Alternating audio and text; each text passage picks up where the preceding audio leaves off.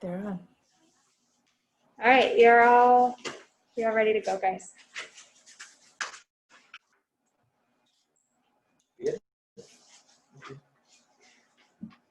Hi, I'm Jim Burrows. I'm an attorney in Watertown with Convoy McKay, Bachman and Kendall. I'm here this evening with one of my partners, Dave Gertson, and we've been invited by the Tug Hill Commission to discuss renewable energy issues here in the North Country. Candidly, if you're looking for experts, that's not us. I mean, there really aren't any experts in the field.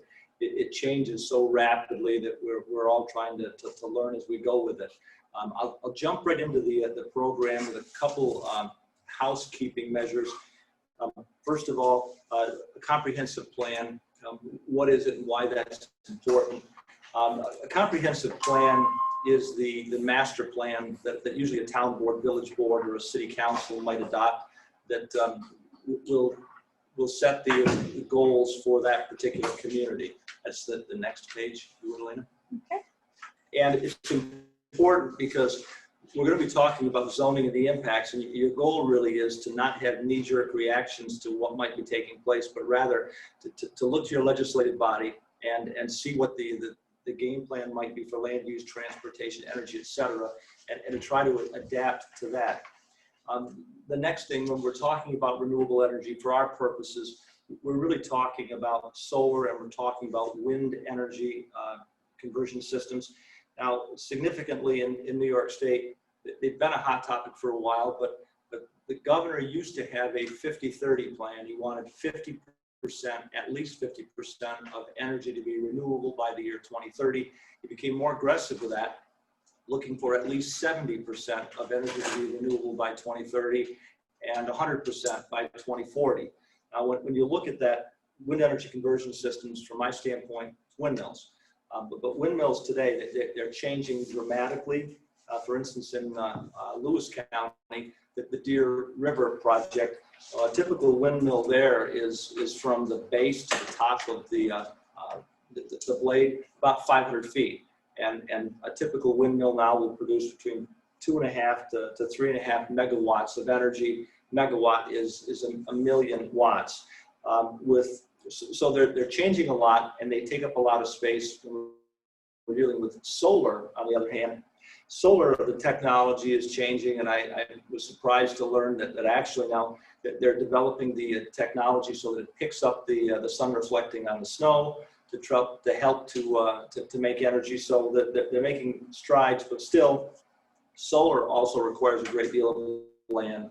You're looking at somewhere around 4 to 5 acres of land to produce 1 megawatt.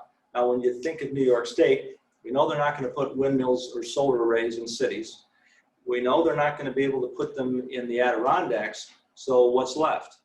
It's us. It's upstate New York. We're the ones that are going to have to deal with these issues. When I say we, it's actually the legislative bodies of communities. Now with that, one of the things that I offer is to sample wind energy facilities law. It tackles wind energy issues, not specifically solar at all. They're very similar in many respects. This is a draft document. It's a public document, but I want to point out that one size doesn't fit all. One municipality might be very much in favor of certain types of renewable energy. Another one might be very much opposed to it.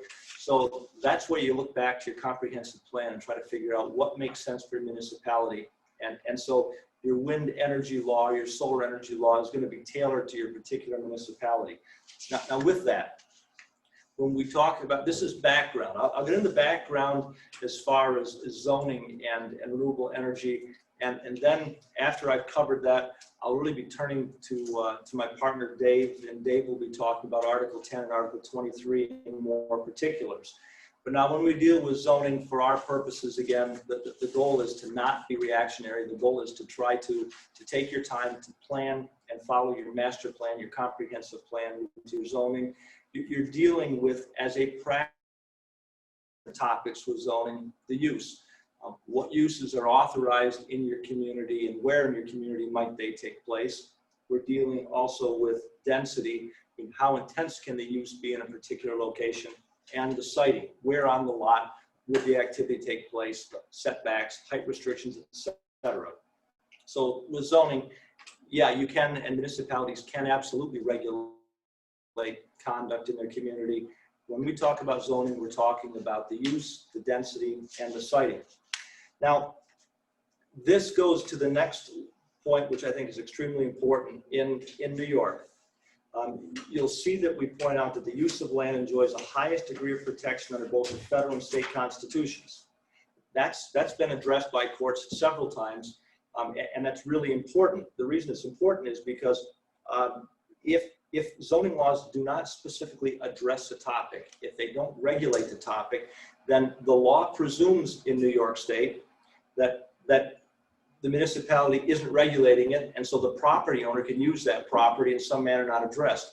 So it's important, again, if zoning doesn't address the topic, then the property owner can do it. Now, at the same time, if you've got literal language in your zoning that's precise, that addresses a specific topic, courts are very quick to make sure that the legislative function is being followed. The lesson here is you don't want quick zoning, you want to follow your comprehensive plan, but if you don't address the topic, then the property owner does whatever he or she wishes to do with the property. So you have kind of the wild, wild west where anything goes. And that, from the municipal standpoint, is what you want to avoid. Now, from that tells you, I guess, what zoning is and why it's important. Let me just take a few minutes to just cover a sample wind energy law. Again, it's in draft. It's a public document at this point. Gosh knows what the municipality will or won't do as far as changes to adopt it, but it's fairly typical in many ways. But again, one size doesn't fit all. Now, what I'll do when I go through this, I'll just refer to the sections in the draft. I think that you've got a copy if you're watching this on Zoom, so you can follow through. One of the first things I'm pointing out is the authority. You'll see that in section 3 of the sample law. Now, the authority is important because renewable energy is a hot button issue. You're going to find a lot of people in the community are really going to have strong feelings for or against it.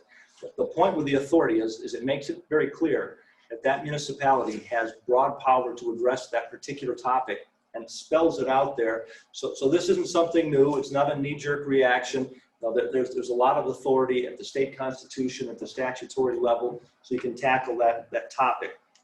The next thing you'll see is at section 4, a finding statement. Now, I mentioned earlier comprehensive plans, the municipality's vision for transportation, for energy, et cetera. What the findings, it's not technically required in legislation, but the value, I think, of having findings in your legislation like this is it basically indicates that you've considered your comprehensive plan, you're doing your level best to follow that comprehensive plan, and these findings are different factors that a municipality thinks are important and went into the decision of how it regulated that topic, whether it be solar or whether it be wind energy. The next level you'll see is at section 5, who's authorized to process this. Now that we normally think that that's going to be a planning board, and generally it is the planning board, but we pointed out here as far as section 5, you'll see this is fairly straightforward. The planning board is the entity, that public agency that reviews, processes, and makes a decision on it. But keep in mind that what you do is the municipality has the authority to change that so that the planning board doesn't have final approval power. The municipality could change it so that the planning board only gives a recommendation and then it goes back to a town board, for instance. So section 5 is fairly straightforward, but it is a factor to be looking at because these are significant issues. The next thing you'll see is section 6, and I'm covering them very quickly. It's fairly typical with any renewable energy law. You'll see at section 6, permits required. Well, the point is what is it that they can do and what are they looking for from that municipality? What types of permits are going to be issued for what types of activities, et cetera. So it spells it out. Now, the next section, section 7, definitions. A lot of times we tend to overlook that, but it is extremely important because remember, in New York State, yes, municipalities can regulate land use, but most importantly, the courts in New York State, time after time after time, point out that if there's any vagueness in the legislation, it must be interpreted against the municipality in favor of the property owner. Any ambiguity, we interpret it in favor of the property owner. So when we're looking at different terms that we contain in the legislation, make sure if there's something that might be susceptible to more than one meaning, you spell it out, because if not, it could come back to haunt you later on.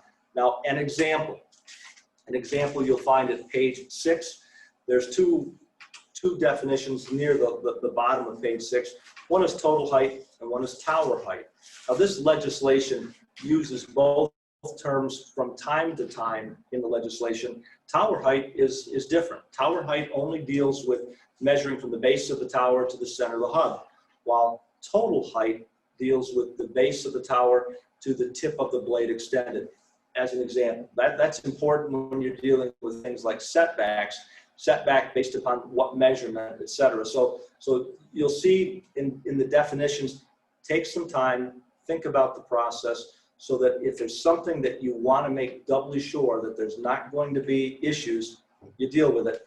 And I'll cover later on where we deal with that in the form of public hearings. But the definition section, please don't overlook that. The next thing, just jumping to section 9, you'll see submissions, and all that deals with is okay, if you're an applicant, what is it that you've got to submit to that community? It's not whatever the applicant wants to submit. The community gets to decide what it thinks are important, whether it's a solar project or a wind project, what it really wants to see to make sure that it has an application, other than waiving certain things, because at the end of the process, what's going to happen is we're going to have an application that's complete. But until it's complete, unless and until it's complete, then we don't even begin the processing of it. So section 9 is actually extremely important with the process. Section 10, application review process, that is fairly explanatory. It just deals with what's the planning board going to do when it gets the material. And this will spell out the timing that's involved, the public hearings that might be required, things like that. So it's the actual process. You're spelling it out for your planning board, whether it's a solar project, a wind project, what they need to do their job.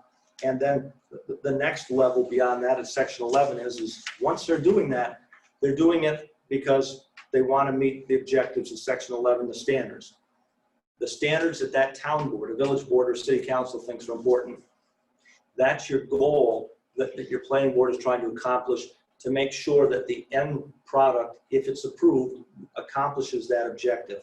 Now with that, a few other aspects of this draft legislation, just a few that I want to touch upon briefly. One, you'll see, the next one is impact on roads in section 13. Now, the reality here is this: we're dealing with public roads, state, county, town roads, etc. But for our purposes, keeping in mind these projects are going to take place in rural communities, so we're concerned with town roads. Town roads are public roads, and yes, because they're public roads, anybody has the opportunity to travel upon them 24/7. But what section 13 does is it says, wait a minute, not so fast. What section 13 does is we recognize that we're dealing with rural communities. We're typically dealing with very small, modest roads. And a lot of times the design of those roads and the construction of those roads, they didn't envision significant use. When you're dealing with a project like a solar array or a wind farm, what you're going to see a lot of times is truckload after truckload of crushed stone, of fill, of concrete, of steel, of component parts. The activity on that road is going to be many, many, many times greater than you would normally get in the same short period of time. What 13 does is says, look, if you're going to plan a project, we want to know what routes will be used. And you want to know what routes are going to be used, because that lets you work with your highway superintendent to find out, is this going to work or not? What are the turning radiuses, etc. Now, with that, they're public roads, and a lot of times in the North Country, we're going to find that these roads aren't designed, they're not constructed to handle the heavy loads. I really want to encourage towns especially to consider working with their highway superintendent, trying to determine what the weight limit ought to be on roads to make sure they're appropriately posted, because That plays into one of the other documents that we offer as a sample is a road use agreement. Now, again, one size doesn't fit all. I'm not going to pretend that this is the best road use agreement at all, but it works. And what the road use agreement does is it lets the municipality say, okay, snapshot, what's the quality and condition of our road right now before any project were to take place? The particular routes that the applicant wants to use. You then are able to monitor the activity on that road. And if the road is damaged as a result of this intense use, what the road use agreement does is it obligates that applicant, that developer, to come in and repair the roads to return it to as good as before. If the developer doesn't do that, the road use agreement makes clear that the town is certainly going to do that to protect the local residents. And the road use agreement will deal with the financial security to make sure that that applicant is going to pick up those costs. Now, so I don't want to, I don't know, I can't overemphasize the importance of that. We had a situation within the past couple of years with a municipality where we had some rural road that was being used for a portion of a mile and a half. And it did not at that point have a weight limit on it. And the danger was yeah, the road got intense use, but how are you going to pinpoint and prove that the damage to that road was from the applicant? And again, since there were no weight limits, they didn't require any special permits to travel on the road. So it opened the door to some difficult situations, but it worked out for that community because we were able to make sure that that developer paid the town $90,000 for the damage to the road. So I cannot overemphasize the importance of taking into account traffic routes and a road use agreement in some form. Next thing covering, can't overemphasize that enough either, decommissioning. And you'll see that at section 16. Now, when we look at these types of projects, they're businesses. They'll have a useful life. We're dealing with functional obsolescence and economic obsolescence. What will happen is technology's changing. I mean, back a few years ago, there was a wind farm in the state, I think the Fenner project, and those windmills were 300 feet tall, more or less, and the megawatts was about 1.5 megawatt per tower. Now, just a few years later, here in the North Country, in Lewis County, we're dealing with windmills that have been approved now through the Article 10 process that would be more or less 500 feet tall, somewhere between 2.5 megawatts to 3.5 megawatts. So the technology is changing dramatically. So what you're going to see is the technology that's approved today, what's built today, is going to become obsolete. Certainly when you're looking at 15, 20, 25 years down the road. Economic obsolescence is going to happen as well, because as the technology changes, these solar arrays, the windmills, they're not as practical as they once were. They're not going to be generating the revenue, so they're going to be wearing out. They're not going to be generating the revenue. What decommissioning does is it recognizes that today. And what you'll see in section 16, for an example, is we're going to have a triggering mechanism where we say, okay, if that solar array or that wind farm ceases to be operated on a generally continuous basis for a period of time, maybe it's 6 months, maybe it's a year, whatever that municipality looks for, then what will happen is it will trigger an obligation for the property owner at that time, the developer. Hopefully the developer is still in existence, but what you're going to find is the developer will assign it to the next entity and so on. But whoever owns the solar array or the wind farm, they're going to have an obligation then to begin decommissioning. What section 16 does is it talks about what that means, how long a period of time they have for the decommissioning, and do they have to simply remove it down to ground level? Do they have to clean it up below ground level? Things like that are covered. One of the other documents that we've offered is a sample decommissioning bond. Now, with this, we recognize that, hey, that the owner of that solar farm or the wind farm, they might not have money 20 years from now. They've received the revenue, it's gone. The magic with a decommissioning bond or some other form of security is it makes sure that they take care of it. If they don't, that insurance policy essentially is there to make sure that if the municipality has to decommission it, there's money there to cover that. So I know that early on, in a 20-year project, we don't want to think of that, but it's going to happen sooner or later. So decommissioning is a big deal to be covered. Now, just a couple other quick things with sample legislation. You'll see in the next page with setbacks. Setbacks are always a big deal. It doesn't matter what the development is. It's really one of the three things we really focus on with zoning.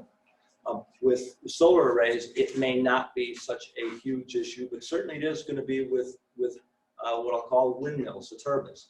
Again, make sure your definitions are clear as far as the height and the setbacks are measured from what particular distance.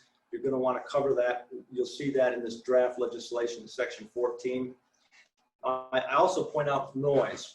Noise is not going to be an issue with solar arrays. But back years ago, when we first became involved with some of this for some North Country municipalities, noise was a big deal. We all thought we knew what it meant. And then I learned about the phrase infrasound. And I had no idea what that sounded like. And the acoustical engineer explained, that's right. With infrasound, you're not going to hear it. You almost feel it, but it can have an impact on health. And so what happened was municipalities struggled with noise. How do we address, how do we regulate noise in zoning? Because it is an important local issue. Well, that issue is still important, but what we've seen now, and Dave will touch upon this in a few minutes, is with the Article 10 process in the public service law, we've had administrative law judges have dealt with that topic. They've listened to many experts in the 5 or 6 applications that have now been approved. And they generally, in listening to the experts, have come up with some standards. The standards are found in what are known as exhibits or stipulations in the Article 10 application. And so the good point is municipalities now, they don't have to reinvent the wheel to try to figure out what makes sense, because there's a lot of information that's available through the Article 10 process that can be used with local zoning. I mentioned decommissioning again, just because I want to make sure that you know, you recognize how important that is. Now, a couple other things with legislation in general. No matter what the application is, you'll typically see there's an application fee, because there's going to be a certain process that takes place at a local level that comes with the territory. These types of projects, solar or wind, they're a completely different animal. If you go back in the sample legislation, you're going to see that the required submittals are pretty voluminous. There's a lot of material. You're going to be going through the material, making photocopies of the material for a number of other persons and agencies. It gets very expensive. The impact of that is your application fees that you'll find in sections 27 and 28 will recognize that. So I really do encourage a municipality, when you're looking to adopt legislation, keep in mind the application fee. There's a lot more to this than a typical scenario. You'll also see the escrow account. Now, with a typical site plan or special use permit or zoning matter, usually it's fairly typical. You'll deal with it, you'll process it like you always will. And so you don't look to your engineers, you don't look to your attorneys to deal with the issues. When you're dealing with renewable energy, I really think it's important to do just the opposite.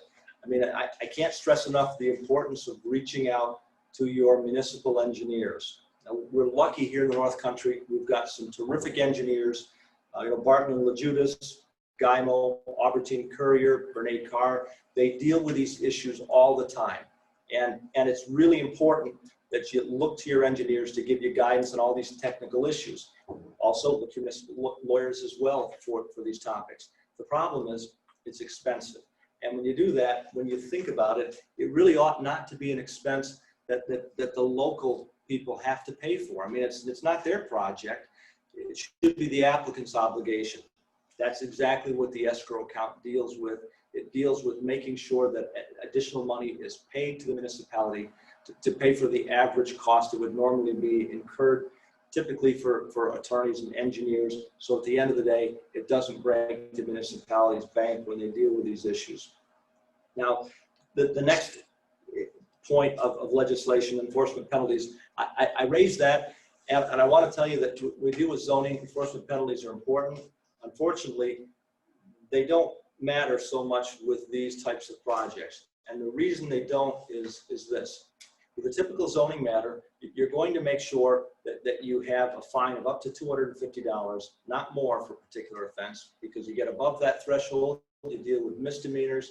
That deals with a completely different animal with your local justice court as far as what due process is due and owing. So you try to keep it simple. You don't look at jail time or jail time up to 15 days, but these are not owned by individuals, they're owned by companies. No company is going to jail. So when you see enforcement penalties, well, what do you deal with? Well, with your draft legislation, you'll see here at section 31, it has the standard language in it, but it also covers civil enforcement. So if something happens, that there are problems, municipality can turn around and go to your local Supreme Court that's got the equitable power to deal with some of these issues. Now, with draft legislation, again, one size doesn't fit all. Well, one size doesn't fit all when we're dealing with solar farms or wind farms either. I point out a couple things. With wind farms, you'll see wind measurement towers, MET towers, also known as anemometers. They're a different animal, that they're nowhere near as problematic as a typical windmill would be. You'll see Article 6 of the draft legislation says, we go to definitions, what they are, and what needs to be provided in order for processing of a MET tower. Because keep in mind, the applicant is not going to begin the process of truly coming forward with a wind farm, for instance, without making sure that you've got the right wind conditions.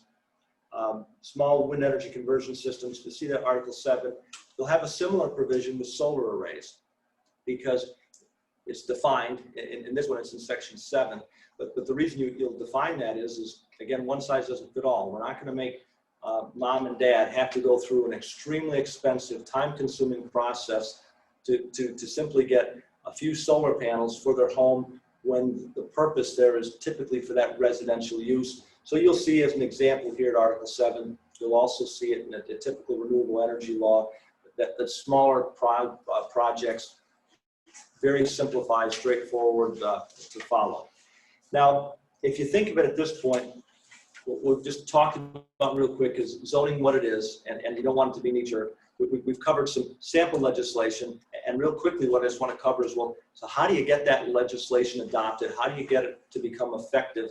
And the answer is, well, you follow through just like you would with any other legislation, but the stakes are much higher when you're dealing with solar farms or dealing with wind farms, because the simple application of a 5 megawatt or a 10 megawatt project locally, it's not uncommon for the developer to have $100,000 or more invested in that project at that level. If they run into issues, if your legislation isn't properly adopted and approved, then you could face a challenge. So I just want to take a couple of minutes just to re-emphasize a few things to do with regard to adopting legislation. You'll see we talk about open meetings. Public Officers Law addresses it, and for our purposes, what it really means is this: we aren't dealing with partnerships or corporations. We're not dealing with LLCs. We're dealing with public agencies, governmental bodies that are trying to conduct public business. And when they conduct public business, they need to conduct it in the open.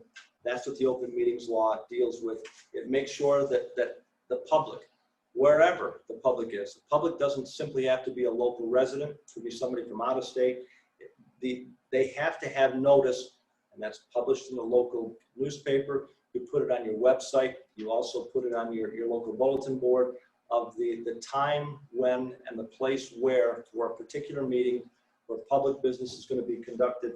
And when we say public business, keeping it very broad, it's when you have a majority of that board. The quorum, when they gather to conduct public business, whether they make a decision or not, Open Meetings Law applies. So we make sure we provide notice. The public then has the opportunity to attend, whether it's in person or, unfortunately now with COVID, we're attending everything somewhat remotely, but they have a right to attend, they have a right to watch, they have a right to listen. Watching and listening, that's it. Sometimes privilege, the floor is going to be extended, but watching the public body deliberate when you're drafting legislation, deliberating on the legislation, public has a right to attend, to watch, and listen.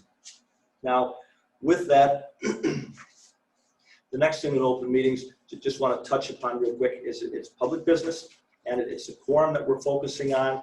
And what the Court of Appeals deals with on this is it's if a majority gathers. You have 5 members on a board. If 2 gather to discuss matters, no, we're not dealing with open meetings. You've got to have that quorum. A lot of times we'll hear the phrase, well, it's just a work session. It's not a public meeting. There is no such animal. A work session is the same thing as any other public meeting. It might be less that's conducted at that meeting, but it's a public meeting nevertheless. The one example we think about a lot of times in North Country is a grocery store. We have 5 members on our board. If 3 of them happen to go to the grocery store, happen to go to the post office at the same time, they run into each other, they talk about a particular project, they just talk about the potential for legislation. There's no prohibition on that. The fact that they happen to meet and they happen to discuss it, that's fine. It doesn't trigger issues with open meeting, but it's a sliding scale. If all of a sudden they start to get into it in more detail, then they need to be a little bit more cautious and say, wait a minute, you know, we don't want to go too far down this pathway. We do want as much as possible to conduct everything in public. And the reason we do it in public is not just for the open meetings law, but the open meetings law has some teeth and some penalties. You'll find in Public Officers Law 105, there are 8 examples of topics that are amenable to executive session. When we say executive session, that simply means that the municipality can go behind closed doors to talk about that particular topic and then come out of executive session after it's discussed it.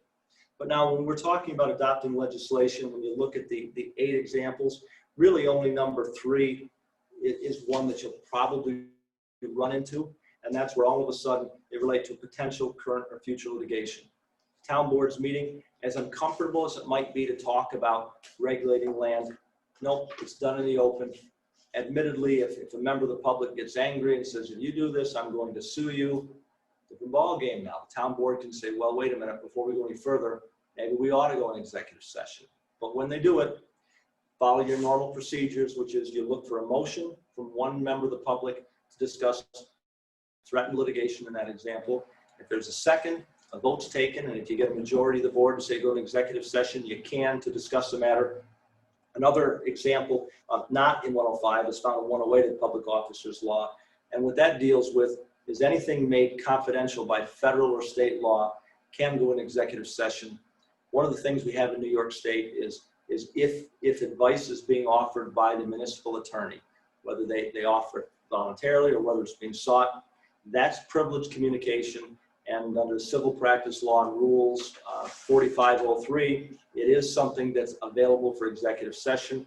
Now, the way that's typically going to be triggered is there's a public meeting, and if you have the municipal lawyer present, the lawyer's listening to the comments being made, and all of a sudden bells go off. The lawyer might suggest to the town board, you know, I'm referring to town board because that's where this legislation really comes into play, whether it's solar or wind. You know, Mr. Supervisor, if I may ask for permission to do an executive session to provide advice on that topic.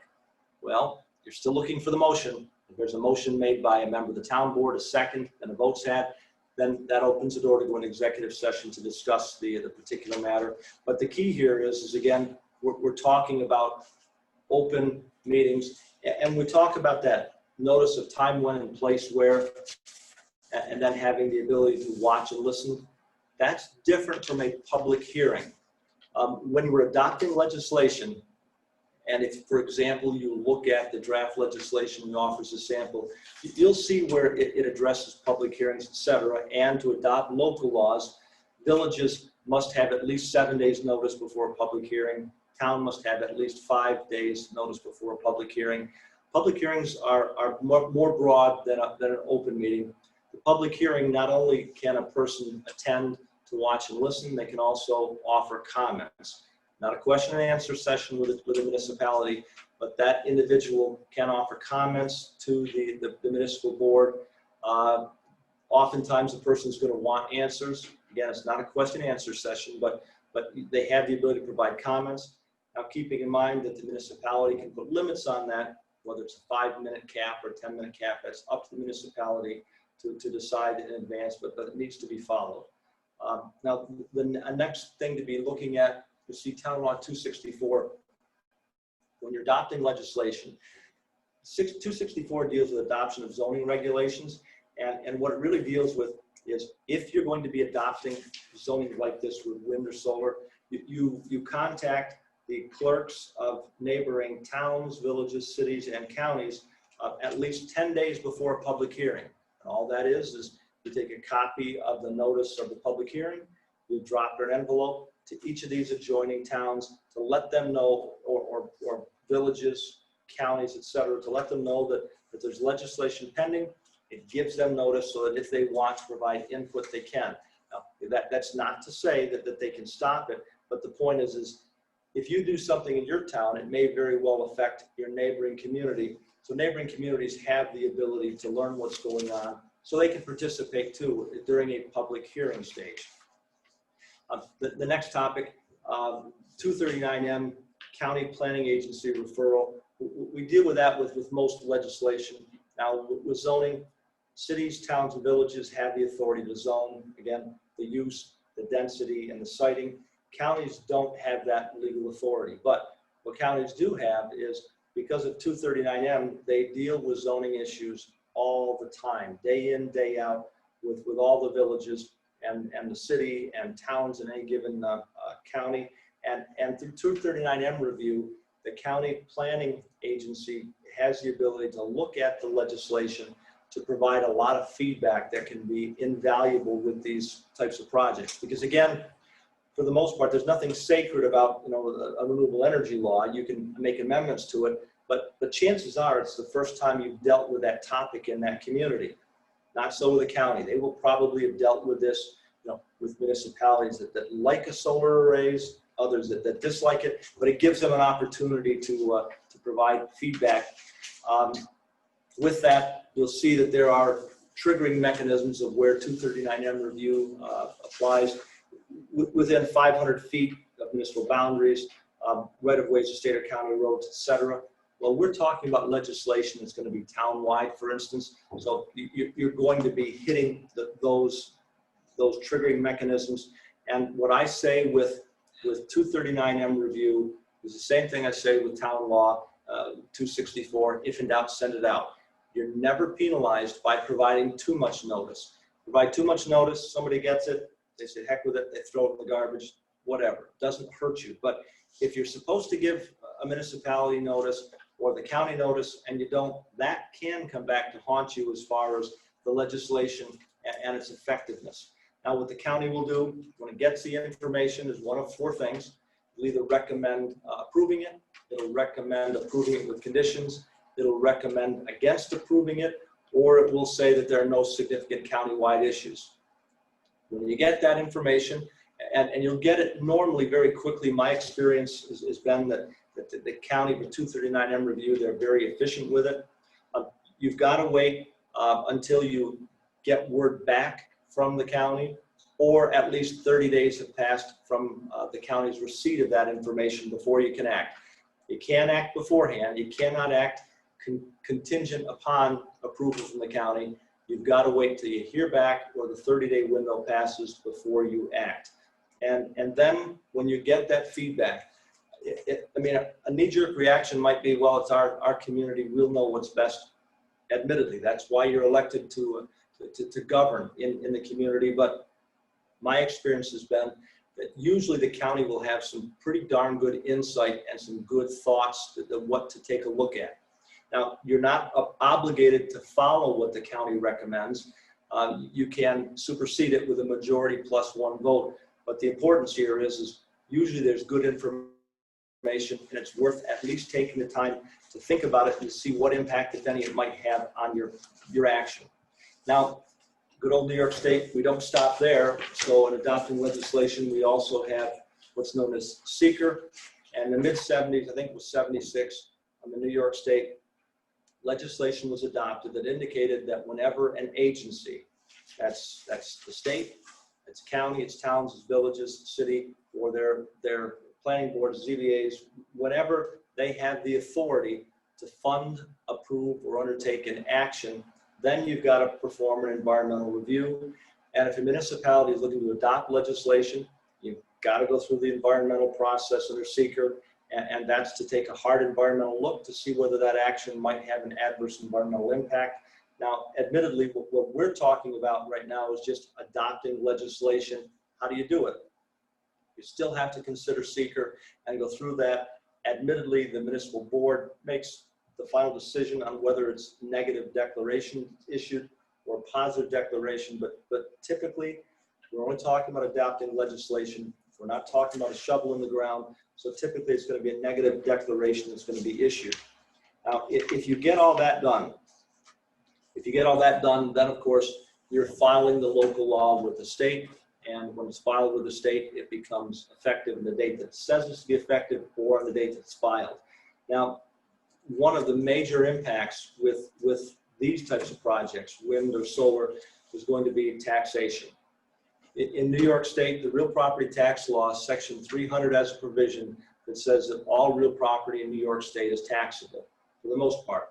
And if you think of it, that's why if we have a house, we figure out what the fair market value is, that full value, the assessor will put that value on it, and then we pay town, county, school, village taxes based on that value. Same thing with the business. For the most part, we're paying taxes based upon the full value of that property. Back a couple of years ago, my old alma mater, Cornell, sued on a question of whether solar arrays were considered to be assessable improvements or not. And what happens is from our standpoint, we look at whether it's wind farms or solar arrays, and we say, oh my gosh, you've got all this foundation work that goes in, all the excavation, the pouring concrete, they're building these large farms. I mean, intuitively, it's real property. Well, believe it or not, they fought that fight. And the appellate division in the 4th Department, and that's a controlling precedent here in Jefferson Lewis, not in St. Lawrence County, but what the case law dealt with is, yeah, whether we're dealing with windmills or dealing with solar farms, it's assessable improvements. And so the rule is that all real property in New York is taxable, except real property tax law, Article 4 has exemptions, and there are any number of exemptions that can apply to real property. One of them is 487. You may have dealt with it before, but what 487 does as a practical matter is the state says all real property taxable. 487 says, but New York State really likes renewable energy. And renewable energy for our purposes is solar and it's wind. And because the state thinks so much of it, the state is saying that for 15 years under 487, there will be an exemption so that project, the added value of the real property, will not be taxable for a 15-year window. But what 487 does is that there's an opt-out where municipalities can opt out by local law, or schools can opt out with a resolution, so that solar array or that wind farm will nevertheless be subject to real property taxes. So you think you've got it solved, but nothing is that easy. Beyond this, what we find is there's another body of law. General Municipal Law, Article 18A, Industrial Development Agencies. Whether you're dealing with St. Lawrence County, Jefferson County, Lewis County, counties have the ability to form these IDAs, and these IDAs are special creatures by statute. The property owned or controlled by the IDAs are exempt. They're exempt from taxes by operation of law. So regardless of 487, whether you opt in or not, opt out, doesn't matter. With IDAs controlling property, they're tax exempt by operation of law. Now, IDAs also have a couple other advantages. In addition to property controlled by IDAs being tax exempt, IDAs are exempt from sales taxes. IDAs are also exempt from mortgage recording taxes. Now, that's a huge deal. When we think of a wind farm, using as a wind farm as an example because that's what the draft legislation is, but it's very similar with solar. It's not uncommon for a wind farm to have a value of $100 million.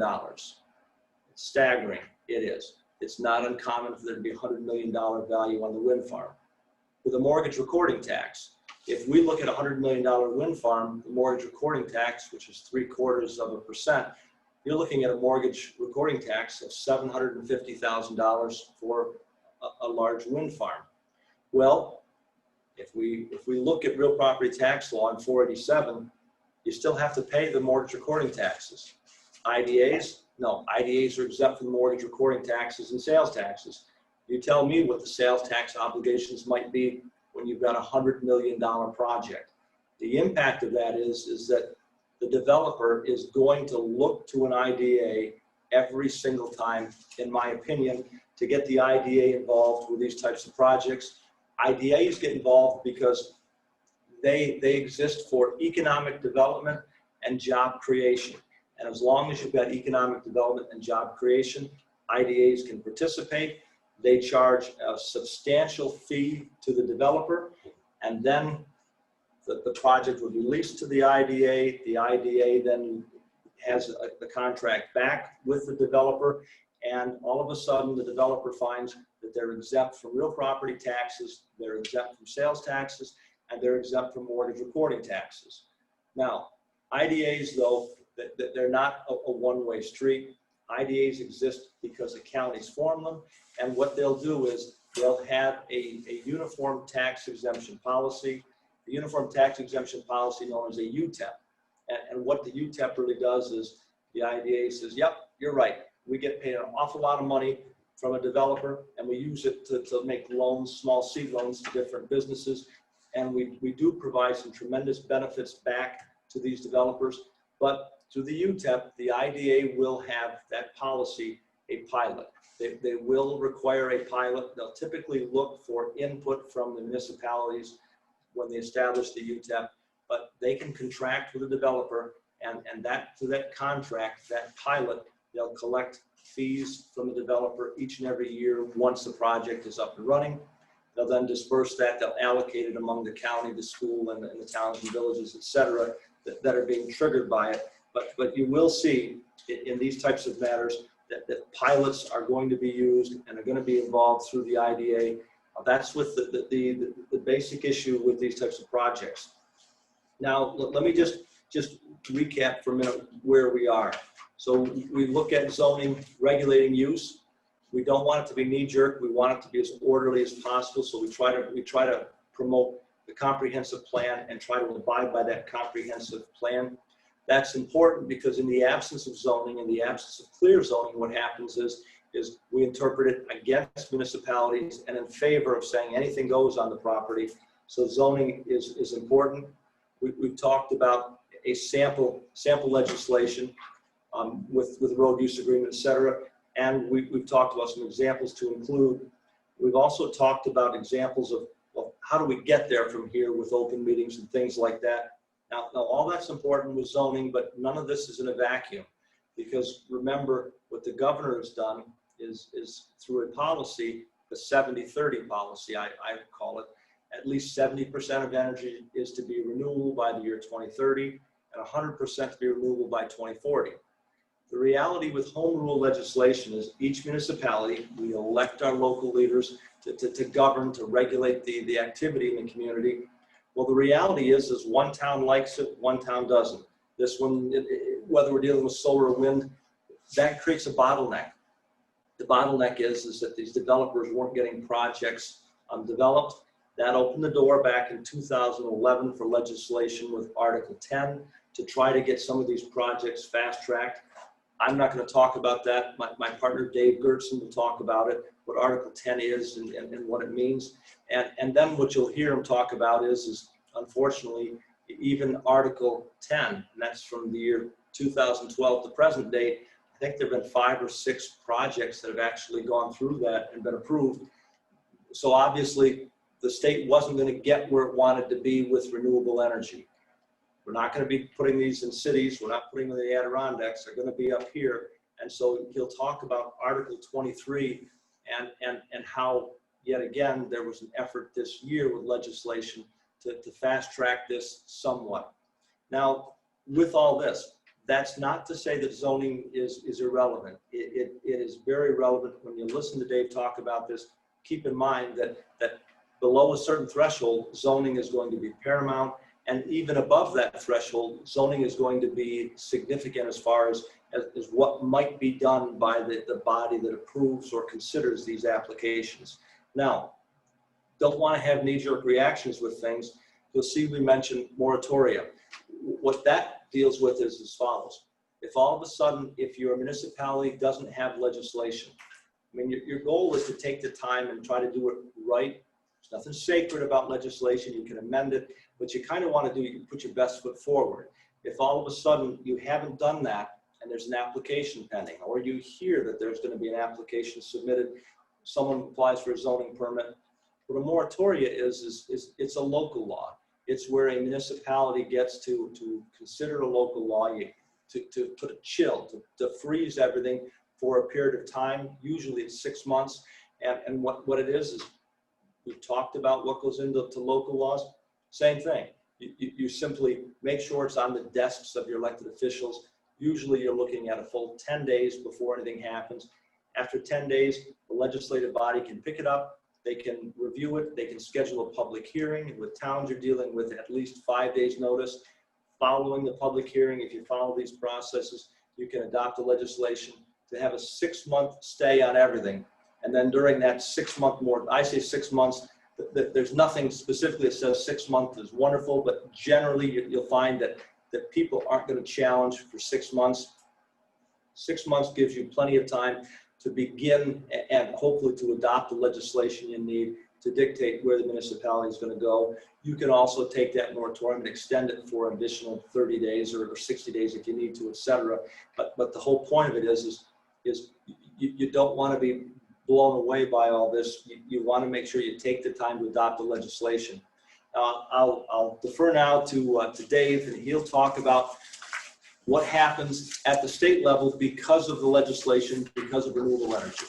Okay. Jim, we do have a question for you before you switch over. Okay. One of the audience members asked, what is the fee charged by IDAs to developers? Yeah, I genuinely do not know what the fee is. They'll have a sliding scale based upon the value of the project, but you can look at, let's say, $100 million project, and if we're looking at, and I'm just using down and dirty math, $750,000 in savings on mortgage recording fees.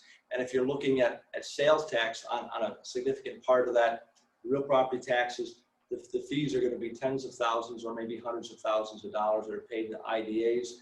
But again, the IDA, I don't want to suggest the IDA takes the money, does nothing with it. They don't. They take that money, they're using it to fund loans to other businesses in our communities to try to create economic growth and job development. But the actual fee charge, although I don't know what it is, that's releasable information under Freedom of Information Law request. You can contact the local IDA. They'll have, or maybe on their website, they'll have a page that will have the actual fee, how it's calculated for different projects. But it is public information. Thanks, Jim. Okay? Yeah. Thanks. Okay.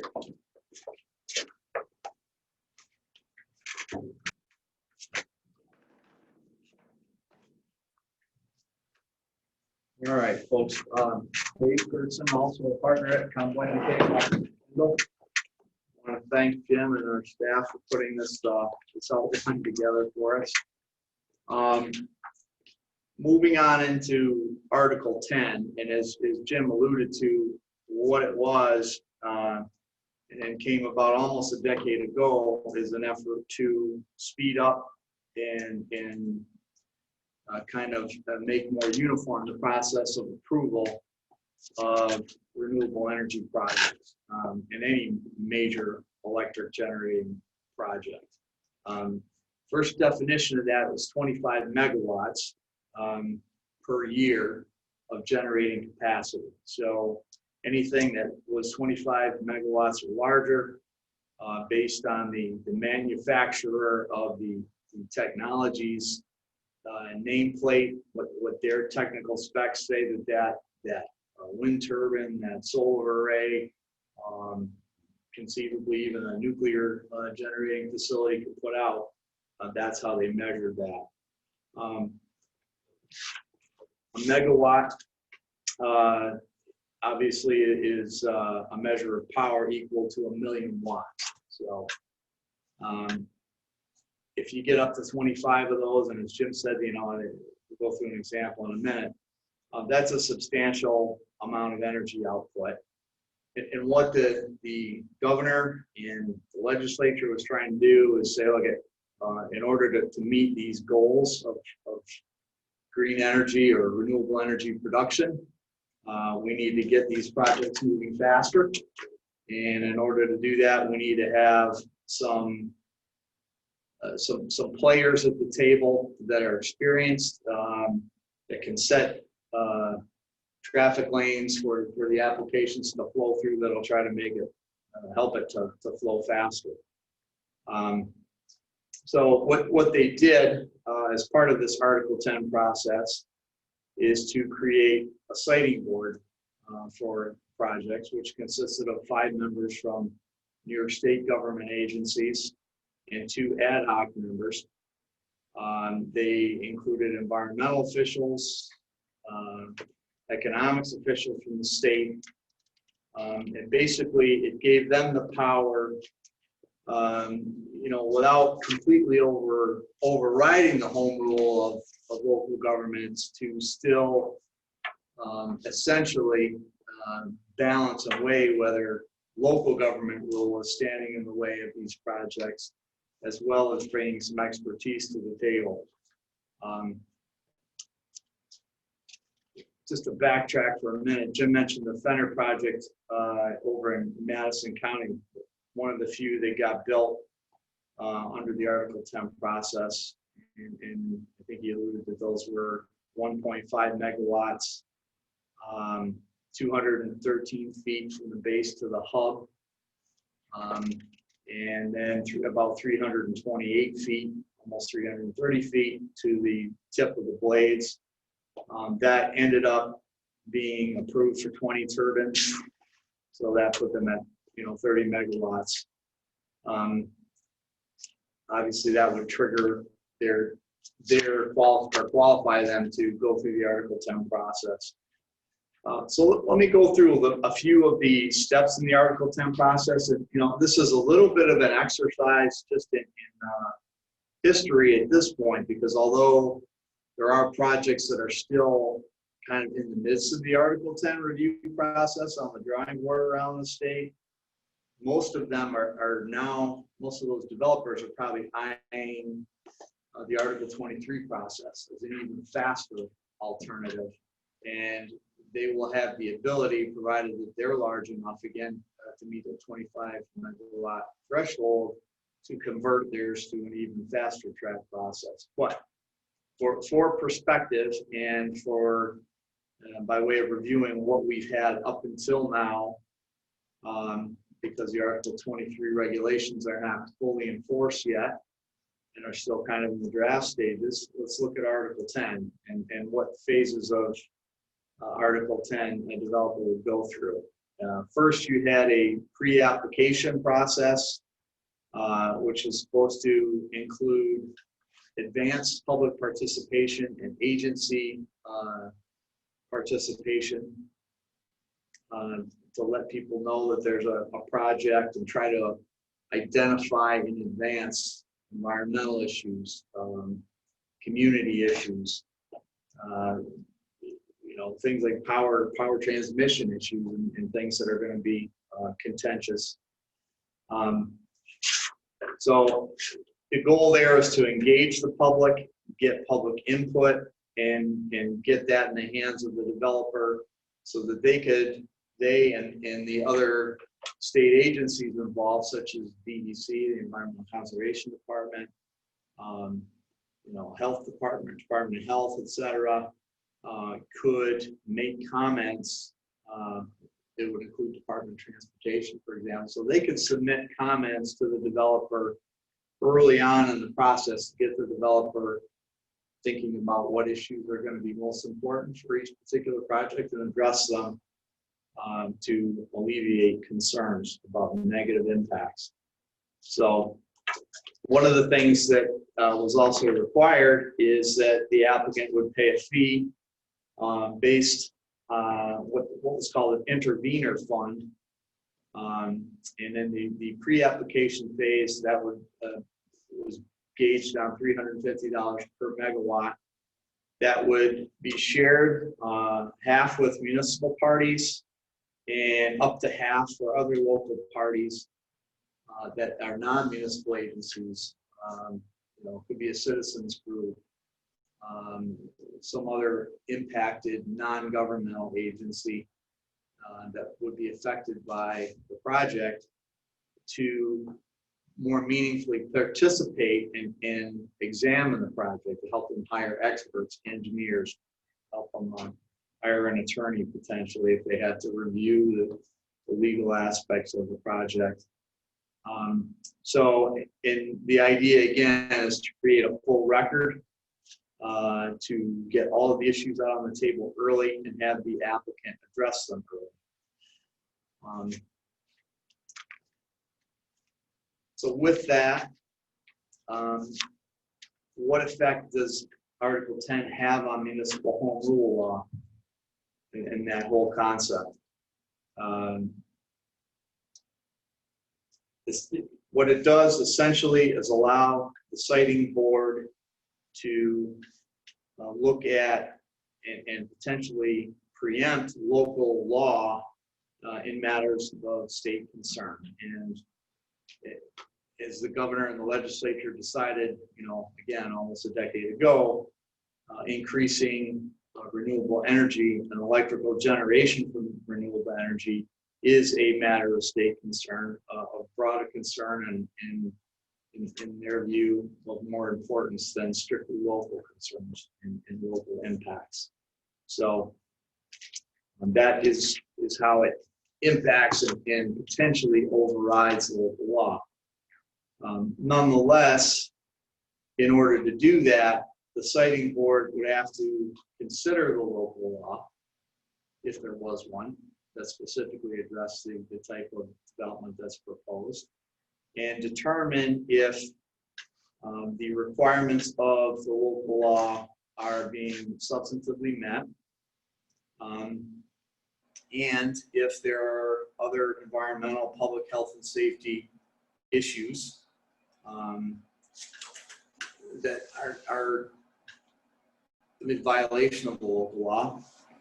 However, they could also look at the local law and determine if the various restrictions that the local law places on the renewable energy development as applied to a particular facility are unreasonably burdensome in view of the existing technology, the project needs, the statewide energy needs, and the needs and costs to ratepayers and taxpayers that are going to be affected by the project, and thus, you know, regulated by the local law. The municipality, of course, has the opportunity to defend its local law, but if the siting board ultimately determines that the local regulations are unreasonably burdensome, they can override any aspect of those local regulations.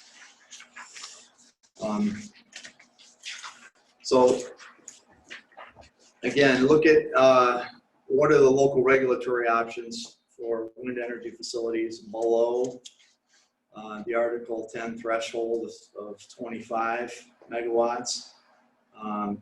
That's an area, smaller projects in that category, where Article 10 does not override or preempt home rule law. So a municipality may still regulate completely, you know, smaller projects, can certainly regulate, you know, projects that are generally intended to provide energy only for on-site use, et cetera, and look at those impacts and regulate those.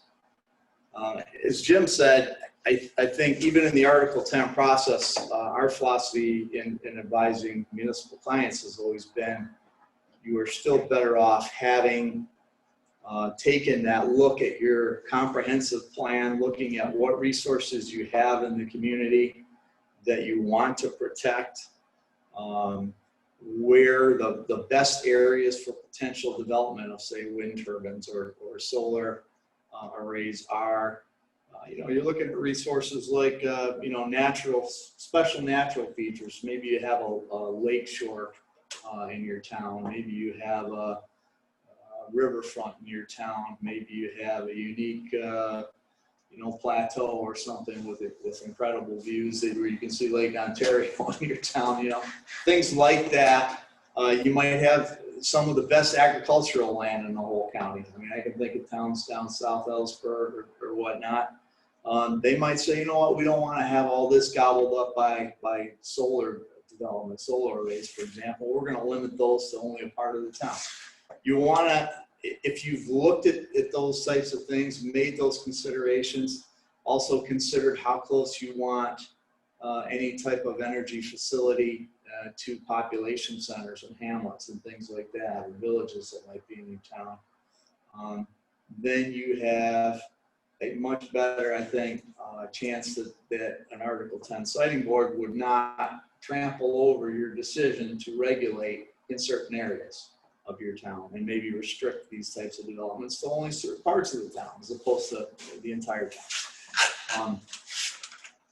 I think the other part of our philosophy, and Jim can jump in if he wants to refine this, is that you're better off having had that earnest discussion at the town board level and adopted what you think, again, best preserves the health, safety, and welfare of the town. Because the siting board, even though they may have the power, they're going to be reluctant to trample over a town or municipality that has obviously spent some time considering, what they think is best for their town.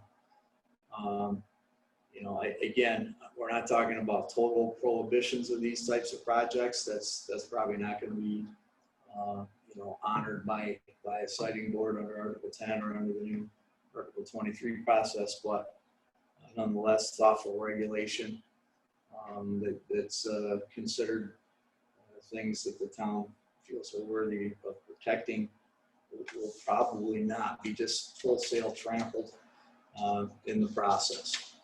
So the next little item is what relationship is there between the Environmental Quality Review Act of New York State and Article 10?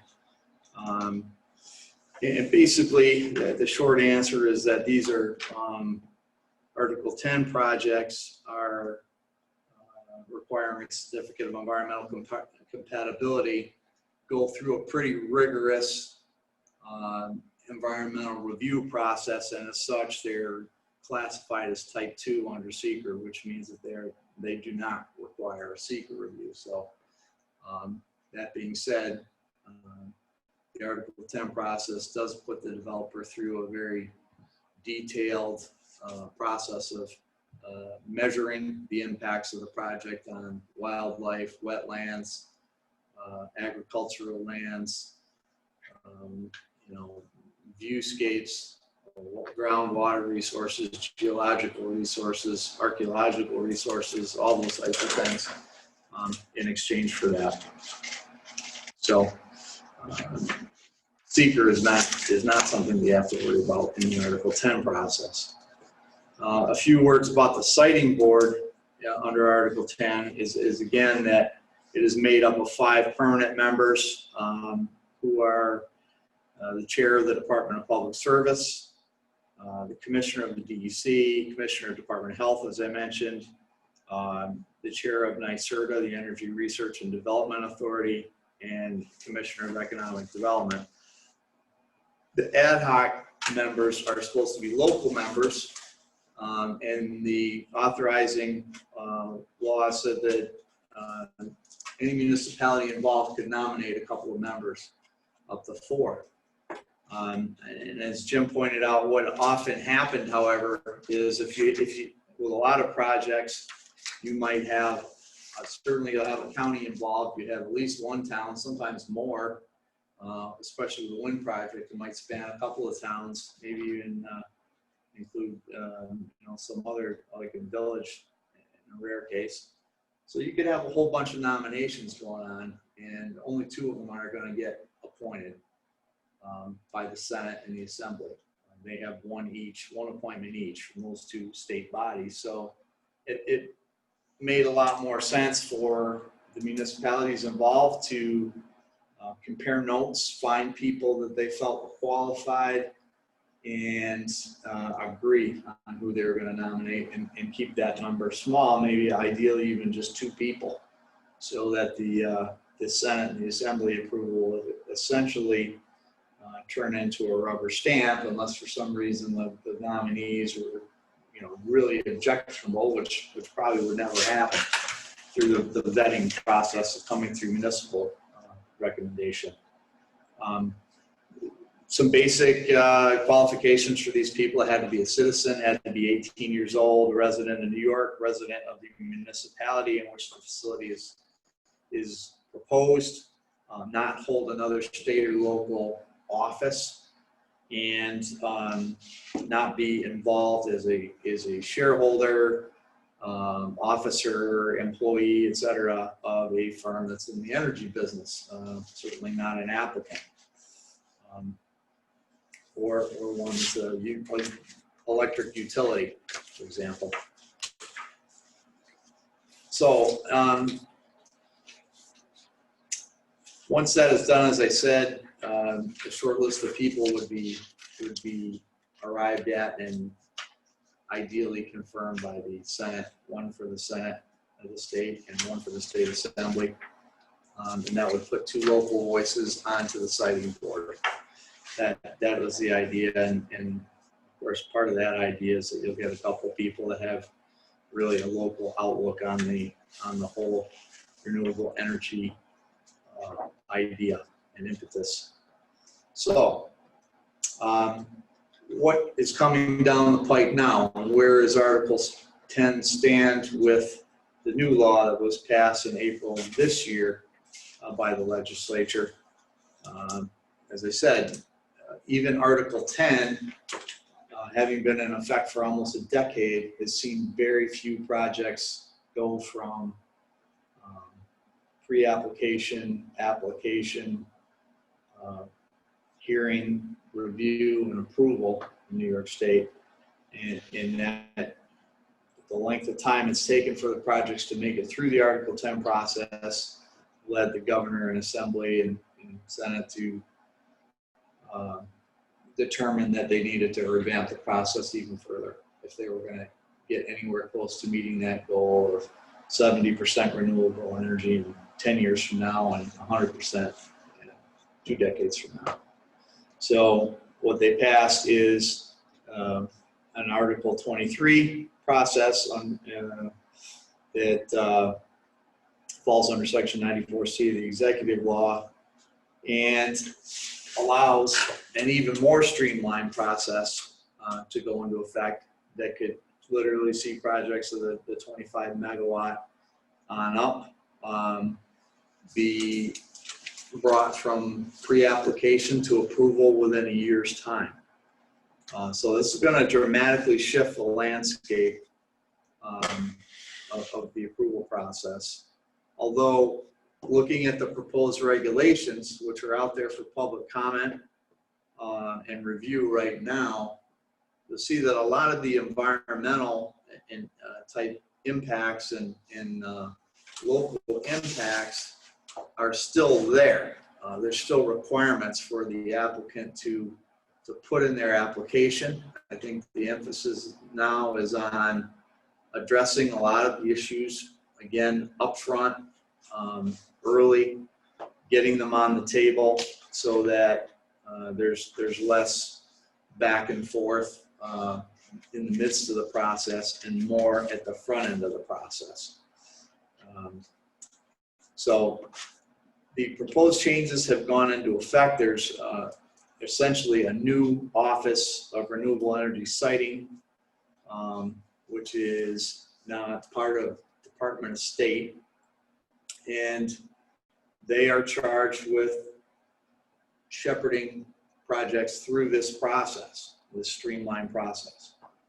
At this point, they've opened a window, as I said, for Article 10 projects already in the pipeline that meet the size threshold for power generation to convert, and thereby streamline their whole remaining process. And in preparation for that, what has happened now is that regulations, as I said, have been put out there that address what a developer has to put into an application to get through the process. Okay.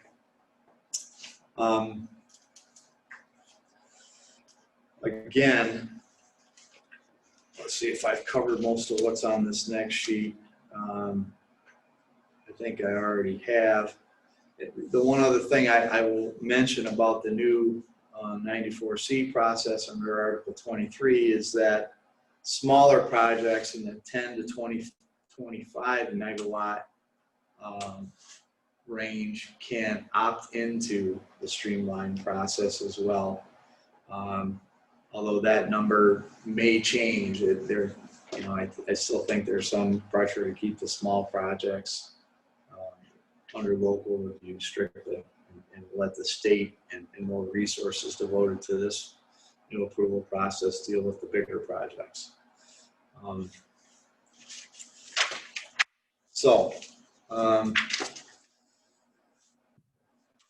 There are a few things worth noting about which projects are going to qualify.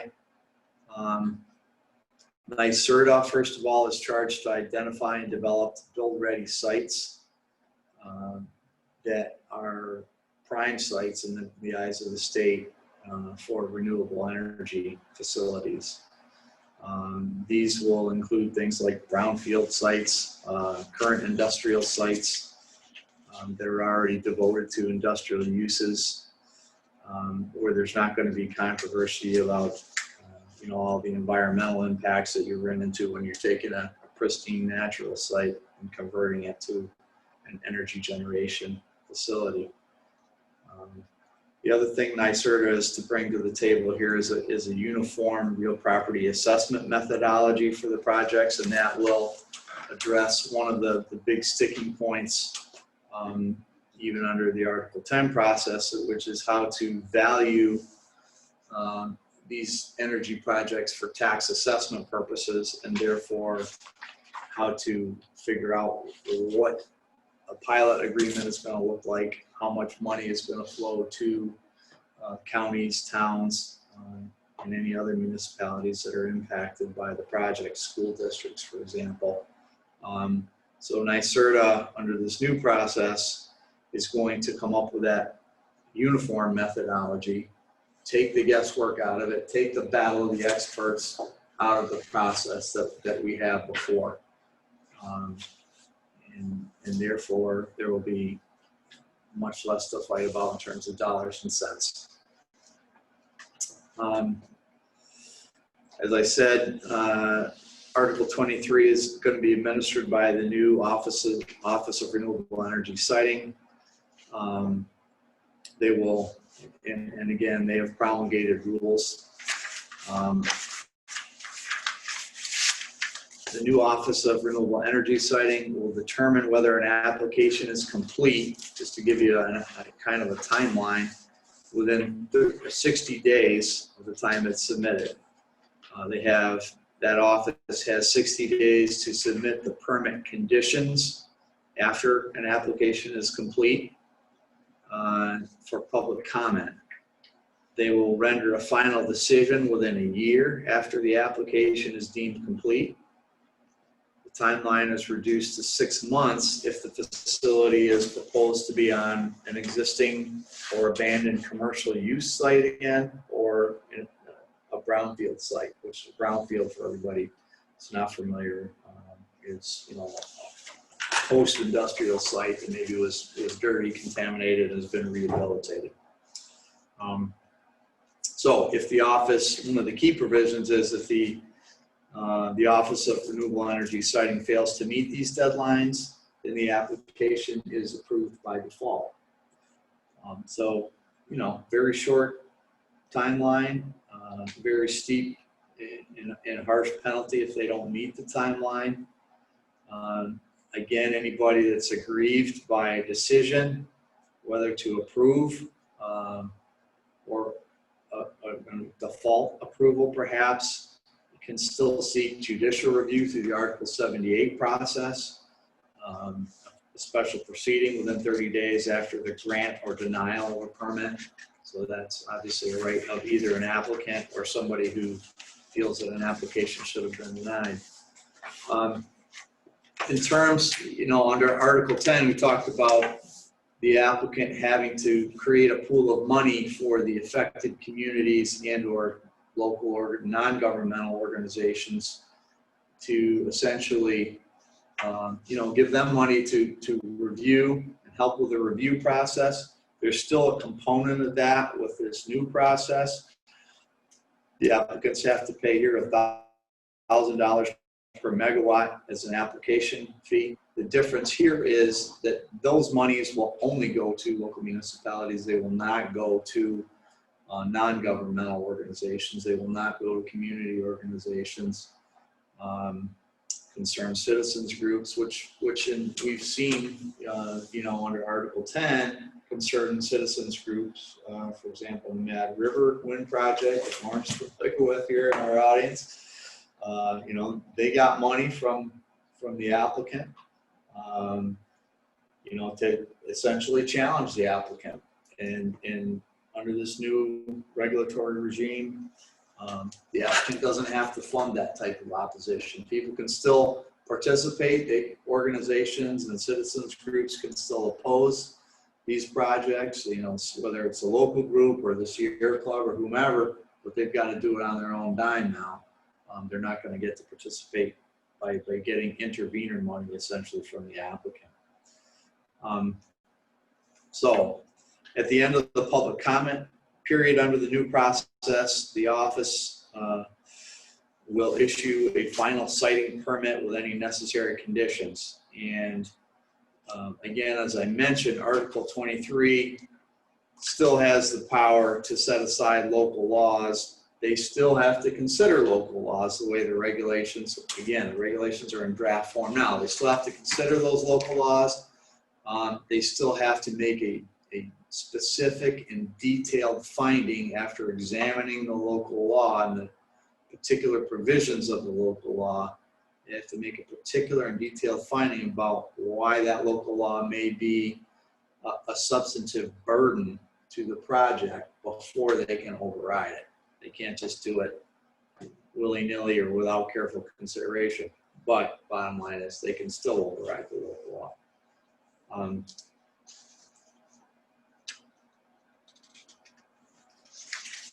At any rate, going on, municipalities must consult with NYSERDA in determining the annual payments to be required under a pilot agreement under the new process. Again, as we said, NYSERDA is going to set a uniform valuation formula for solar projects, for wind projects. It appears that they have selected an income capitalization or discounted cash flow basis to doing this appraisal and assessment. And that, again, is intended to streamline the process of hammering out the tax implications among the affected municipalities.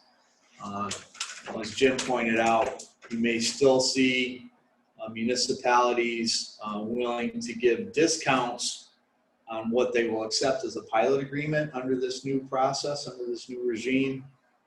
But what you won't see is long drawn out battles about how much the project is actually worth and what's the proper way to value it, because the state is taking over that component. So they'll give a value. The question will be, is one county going to say, well, we'll give a discount off of that value. We'll take a pilot that's, based on 70% of that value or 80% of that value. Whereas another municipality, another county, for example, might say, no, we're going to insist on 100% of whatever value that NYSERDA sets for the project. So the other thing involved here is Article 7 of the Public Service Law, which deals with siting for the transmission facilities that are necessary to move power from these new projects. And this has been revised as well with a shorter timeline, unless the applicant agrees to extend it voluntarily, to kind of go work in concert with the shortened timeline for the approval of the projects themselves.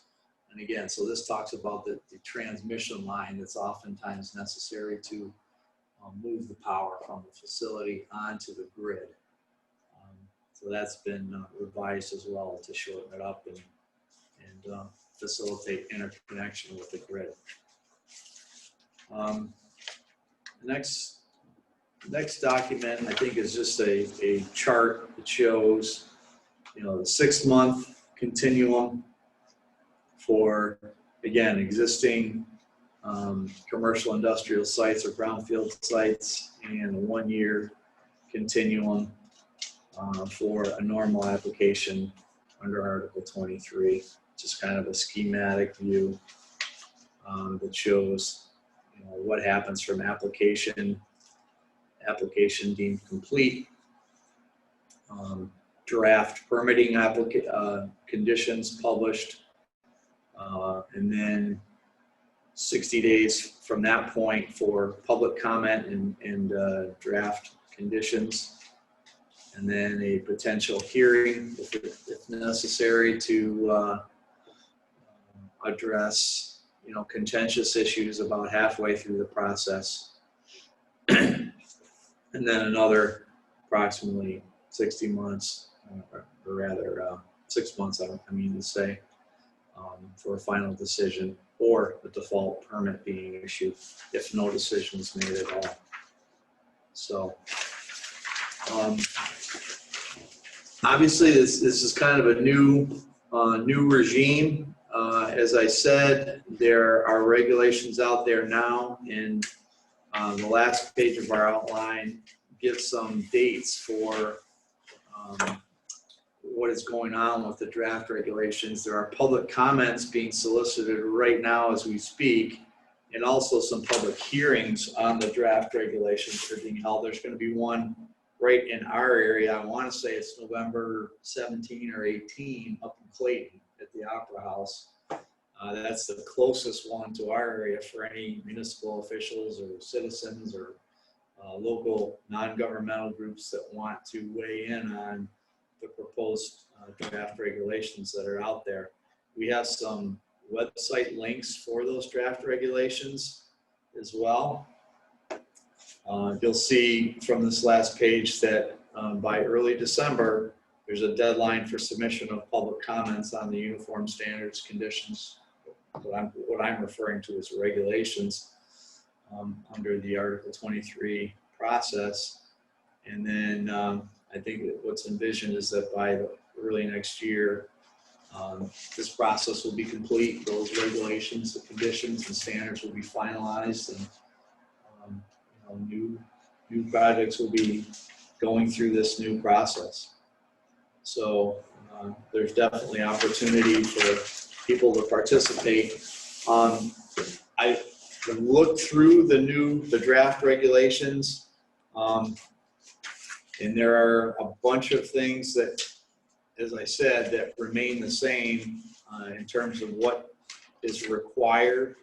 And I'll give a little shout out to Hodgson Russ, which is a big firm from Rochester that represents, frankly, a lot of the wind developers, but they put together kind of a nice outline of some of the highlights of the regulations and what these regulations emphasize. And they emphasize, again, as I said, early wetlands identification and delineation by the applicant. They have scaled back the requirements for baseline or ambient noise levels. There is still a requirement, but it's not nearly as extensive as it was under Article 10. So that kind of lowers the threshold somewhat for applicants.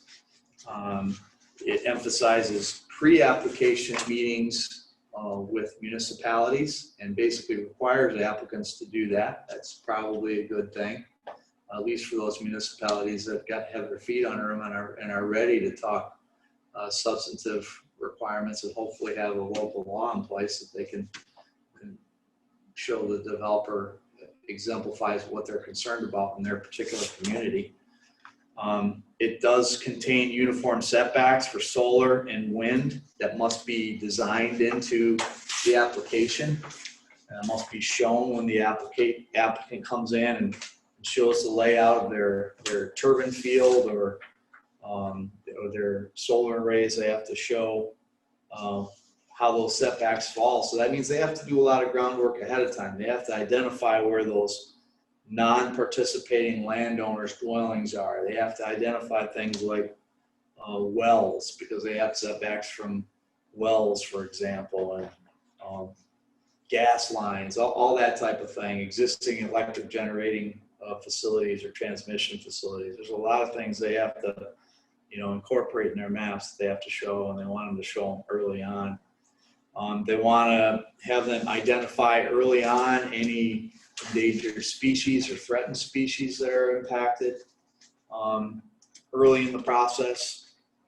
DEC is not taking a complete backseat in this by any means, and they're still going to be looking at those impacts. What appeared to me from looking at the regulations is that they do allow you to gobble up habitat in the name of putting one of these projects in, but they're probably going to require you to either restore some habitat or preserve some habitat elsewhere if you're going to take certain species, either by inadvertent killing with a wind turbine or by destroying habitat. They're going to want you to create habitat or preserve habitat for those species that are expected to be victims of the project somewhere else. So that's like the type of thing that they're looking for. But they are removing some of the other things, like what they call incidental take permits, which requires an applicant to get a permit before they can estimate that they're going to kill so many bald eagles with a wind turbine, or so many,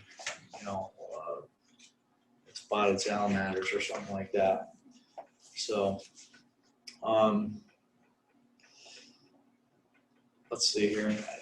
I guess one of the other things they look at is, again, still looking at agricultural impacts and wanting to mitigate impacts on statewide significant soils. Those are the best soils, in the state for crop production, et cetera. And they want,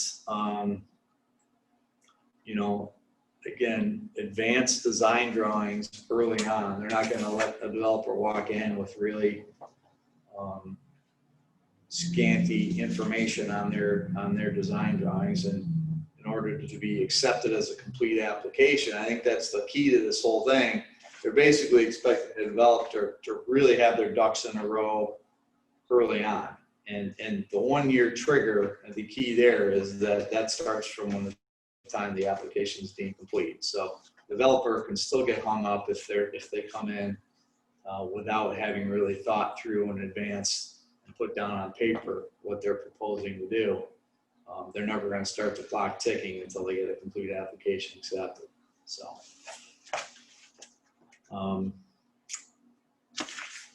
let's see here.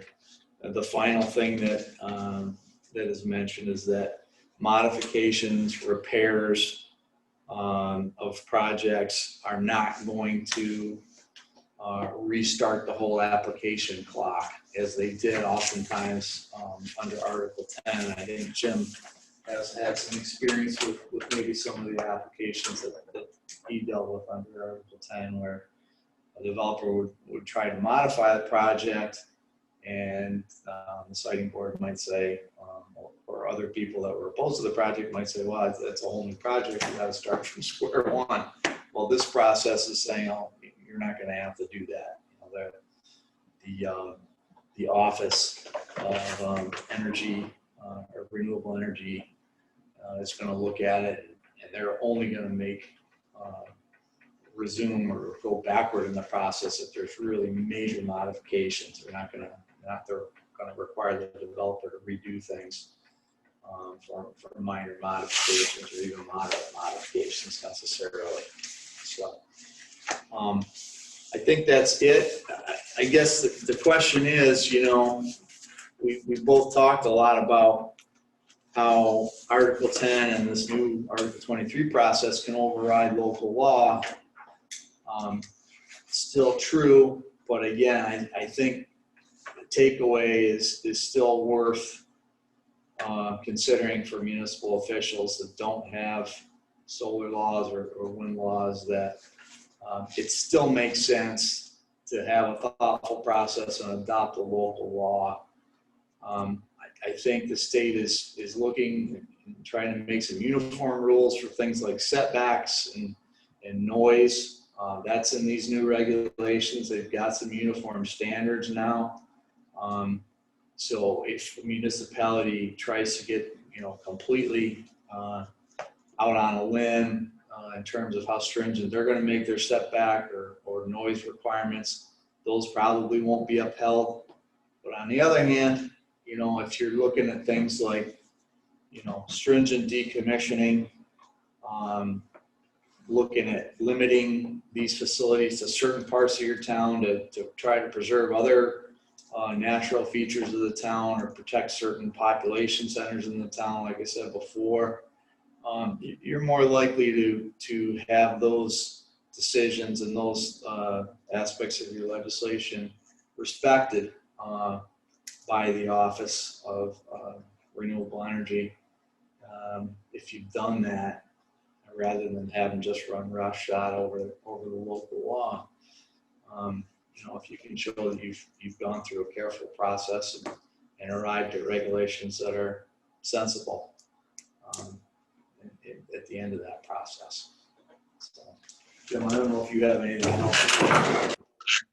Experience in some aspects of this I have as well. I think where we are is that everything is still changing right now. Over the next 4 or 5 months, we will all know a lot more about what we're going to be faced with. So I guess the lesson here is that there is an opportunity to participate locally with the potential regulations. Please do so. I'm assuming the Tug Commission is also going to monitor this and will probably be reaching out to municipalities to let us all know what we're all going to be faced with in the very, very near future. Right. Again, I think even though the Article 23 process requires applicants to pay municipalities to deal with these projects, again, I don't think that necessarily is going to mean that municipalities can't require developers to pay for additional aspects and costs that the development may pose on their communities, such as road impacts. Again, decommissioning bonds, paying additional costs or setting aside additional money if the municipality has to hire engineers, lawyers, etc., to review these things and make sure that they have sound agreements with the developers, so that there's money to decommission, so that there's money to repair roads in the process. The Article 23 process does require decommissioning analysis to be done. It doesn't say, how much money, it doesn't say what percentage of the project needs to be set aside. It does say that, whatever the number is, the developer will add 15% as a contingency. I think that's just like a typical construction project where you add 15% on what your estimated cost is, because things always tend to cost more than what's estimated. But that doesn't mean that municipality can't build that into its local law as well, with some specifics and some requirements that the developer help the community hire an expert to evaluate what the developer puts on the table, make sure it's a solid estimate. Let's face it, most of us wouldn't have the experience or the expertise to pick it apart and see if it really takes into account everything that needs to be there. So, that's it. Well, we'll jump in. We do have a couple questions for you both. The first one is whether or not you have some samples of either wind or solar moratoria. Yeah. Sure we do. We do. Again, so a moratorium, those are local laws.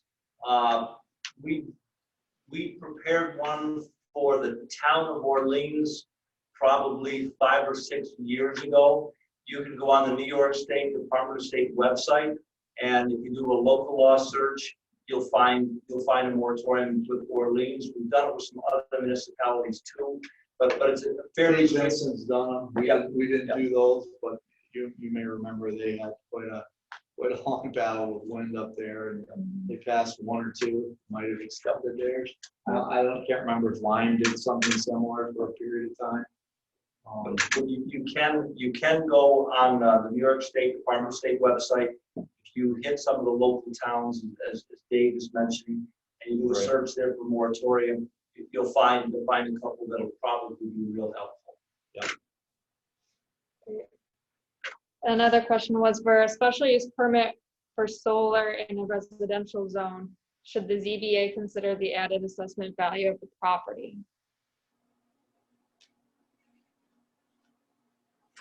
I don't see where the ZBA is going to get involved with that particular topic.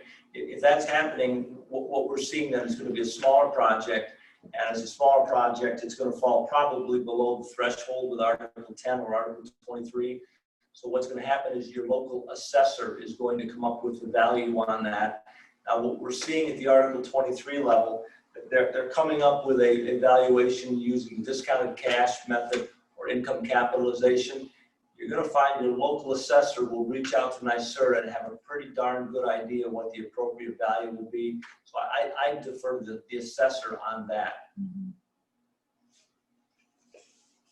The impact there is going to be more on the landowner than anybody else. Obviously, the municipality stands to benefit somewhat, but from a site plan and the ZBA that's looking at a special use permit, the impact on the tax base is not usually a major concern.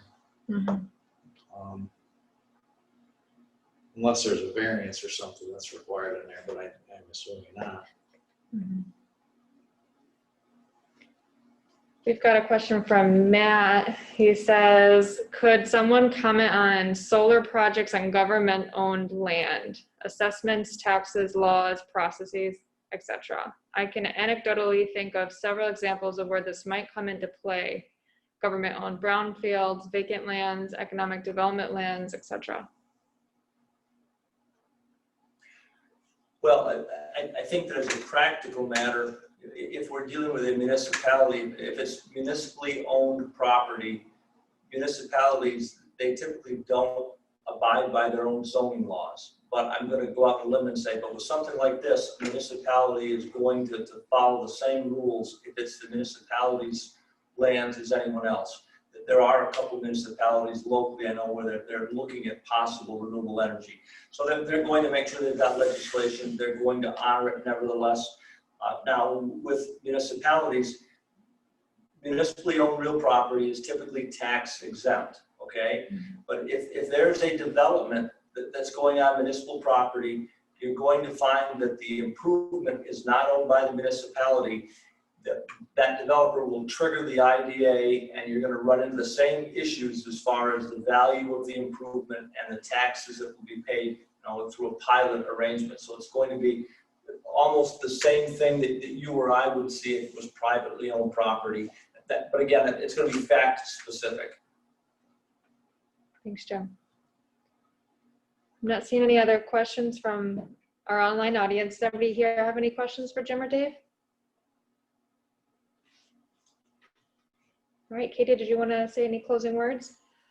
No, just a big thank you to Dave and Jim. This has been very, very useful. I'm going to put an article in our next Tokyo Times with some summaries of what you've shared, and we'll have the YouTube video up tomorrow. So if someone can go back and watch it again. We have another thing in the chat. Let me just double check what that is. Just a thank you from Josh Beams. He's from DOS.